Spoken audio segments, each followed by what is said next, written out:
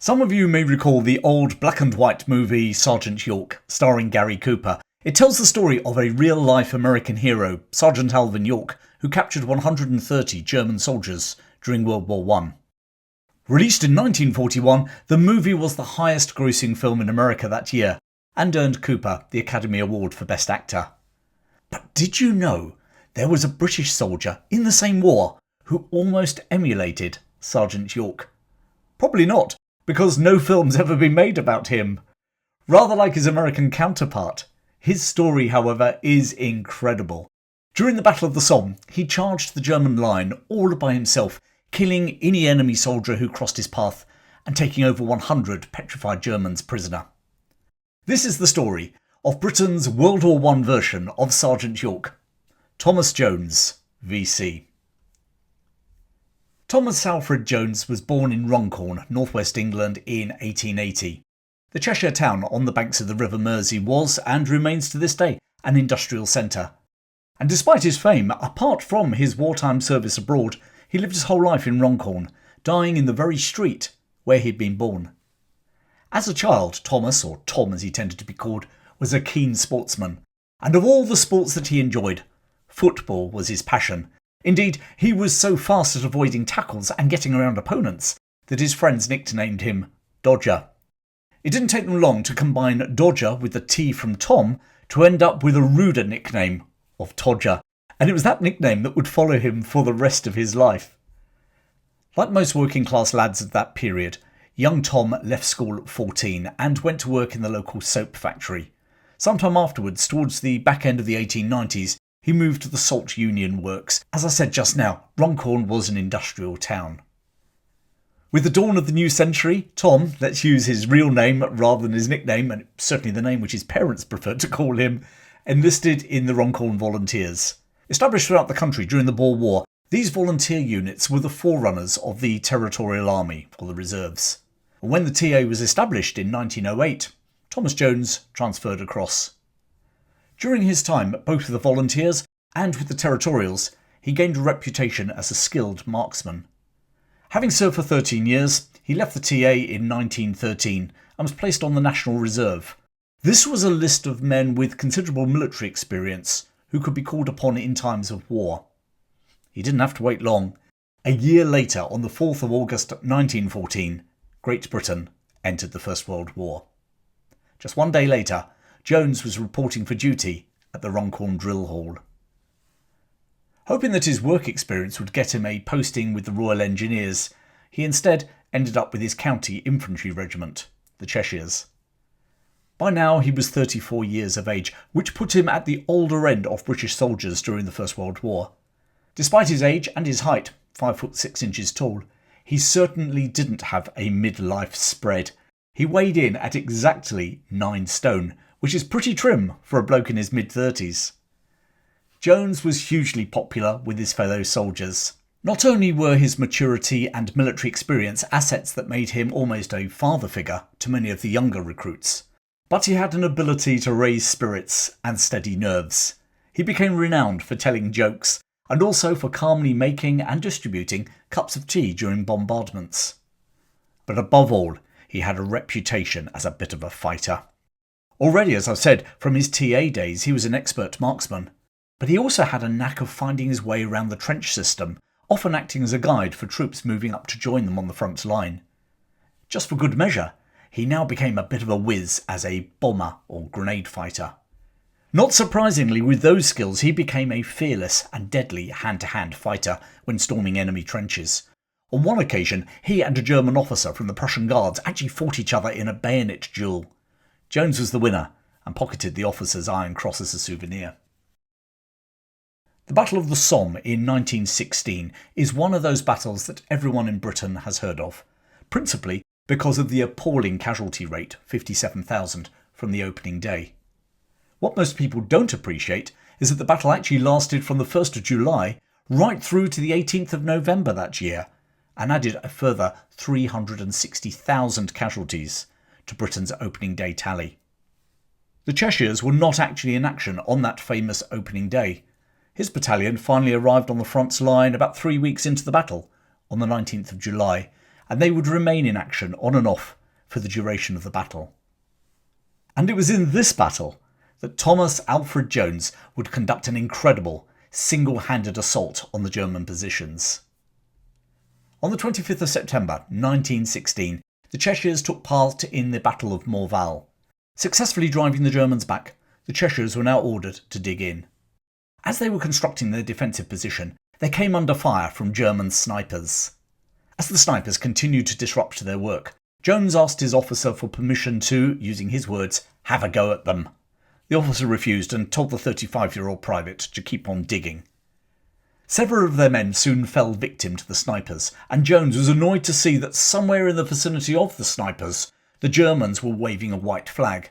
Now, whether this was a decoy, or whether it was wounded German soldiers who had nothing to do with the snipers, has never been clarified. Both situations happen in war. Eventually, one of Jones's men by the name of George Kenworthy arrived and announced it was his 18th birthday. Within minutes, he had taken a bullet in his head. Actually, records show that Kenworthy was celebrating his 22nd birthday and had enlisted back in 1914. But whatever Kenworthy's age, something inside Jones snapped. He grabbed his rifle and started to climb out of their position. The officer once more ordered him to get back to work, but Private Jones shouted back, "If I'm going to die, I'll die fighting, not digging." And off over 200 yards, 180 metres, of no man's land he charged. The Germans probably couldn't believe their eyes. A lone, crazy Brit conducting his own private battle. They opened fire. As Jones ran, bullets kicked up the mud around him, but he still kept going. And then he felt an enormous bang on his helmet. A German bullet had struck it, leaving a huge dent, but no other damage, and Jones continued his charge.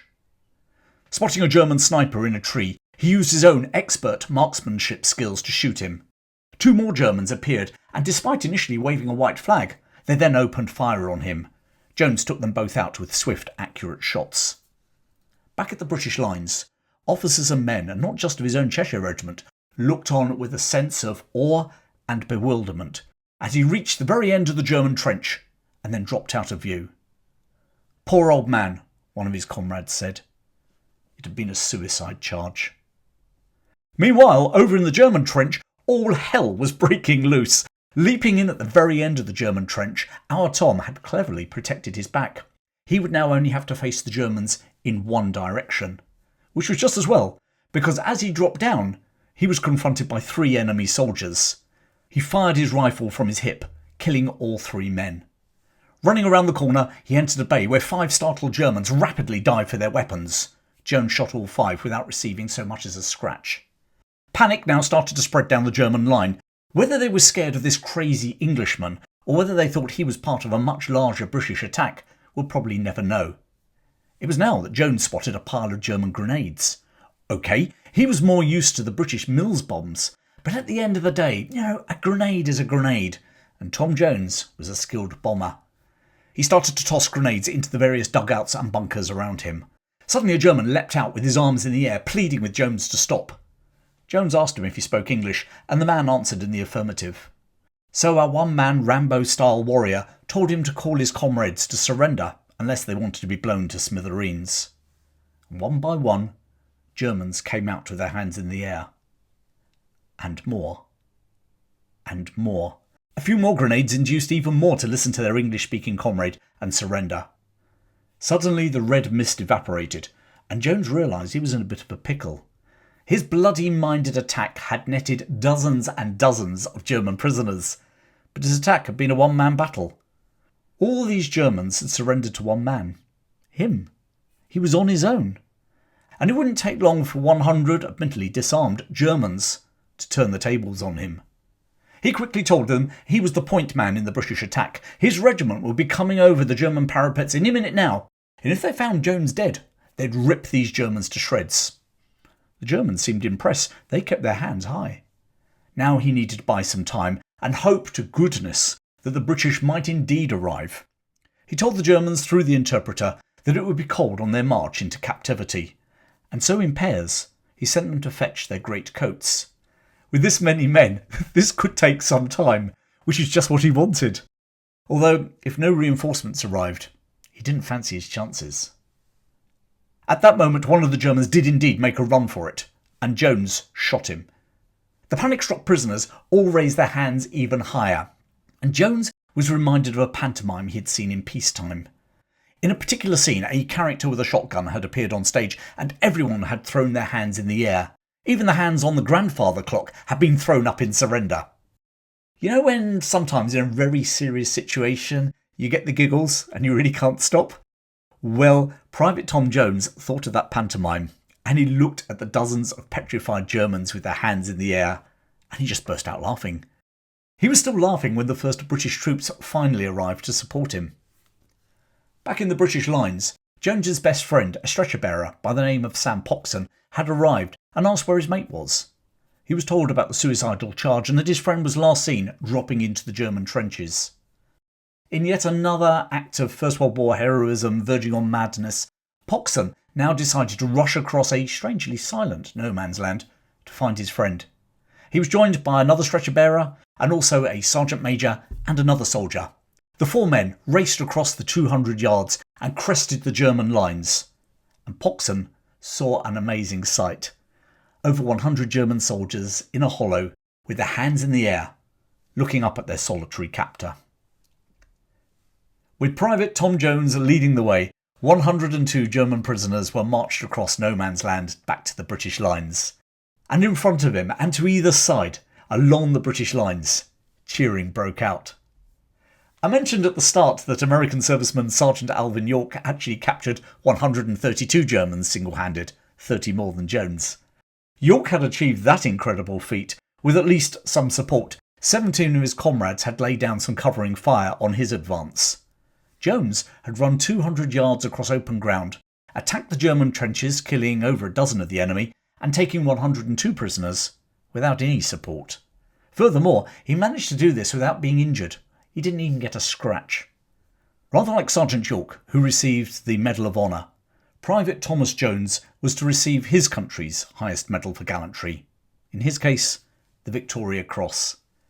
He returned to Runcorn to a hero's reception. Schools and factories closed for the day, and thousands turned out to meet him. He was carried through the streets on shoulders, until eventually the publicity-shy Jones managed to run down a side alley to his parents' house in Princess Street. But even then, the crowds thronged the street outside, waiting for a glimpse of their local hero. Thomas Jones fought throughout the First World War, finishing off on the Italian front, fighting the Austrians. And despite being awarded the Distinguished Conduct Medal to go with his Victoria Cross, he never rose above the rank of private. Neither, however, was he ever injured. That's some feat in the First World War, especially when you consider the actions that he took. After the war, he returned to his hometown, where this unassuming gentleman lived for the rest of his life. At the outbreak of the Second World War, now just short of his 60th birthday, he once more tried to enlist in the infantry, but was turned down due to his age. He ended up in the local Home Guard, patrolling the streets of Runcorn. He died in 1956, aged 75, and is buried in the family plot in Runcorn Cemetery. In 2014, on the centenary of the outbreak of the First World War, a statue honouring their local hero was erected in the town. It depicts Jones charging across no man's land, and even has a dent in his helmet. In an age where many people seem to dine out on their celebrity status, Jones was a genuine hero, a man who did his duty and fought like a lion when his comrades were threatened.